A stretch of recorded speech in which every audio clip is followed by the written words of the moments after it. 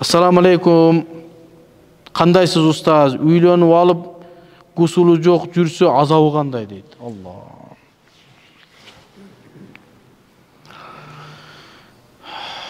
Үйлөнгөндөн кийин биринчи үйлөнгөнгө чейинки илимдерди үйрөнүш керек. Андан мурда намазды үйрөнүш керек. Кантип намазы бар адам гусулу жок жүрөт. Азыр кыш. Тез эле бир намаздан экинчи намазга чейин убакыт келип калып атат. Анан сиз кантип жүрөсүз? Эгерде бир шарт болбой калып, бир аз жүрүп калган болсоңуз, Аллах Таала кечиримдүү зат. Бирок болушунча тезирээк эмне кылыш керек? Гусул кылып тазалыктан, жана кир нерседен тазаланыш керек. Эми азабы жок, иншалла. Азабы качан намаздарды каза кылып, көңүл бурбастан күндөп айлап жүрүп калсаңыз, ошондо Кудайдын астында намазыңызга жооп бересиз, таза эмес жүргөнүңүзгө жооп бересиз.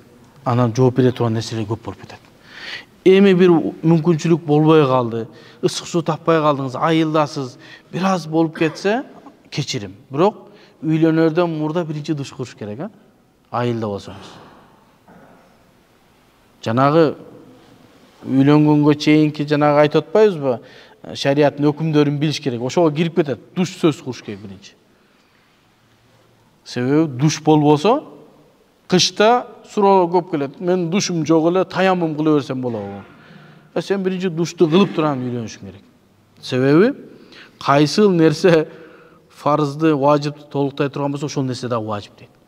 Демек, гусул кылып тазалануу важип боло турган болсо, тазалана турган жерди да оңдошубуз керек.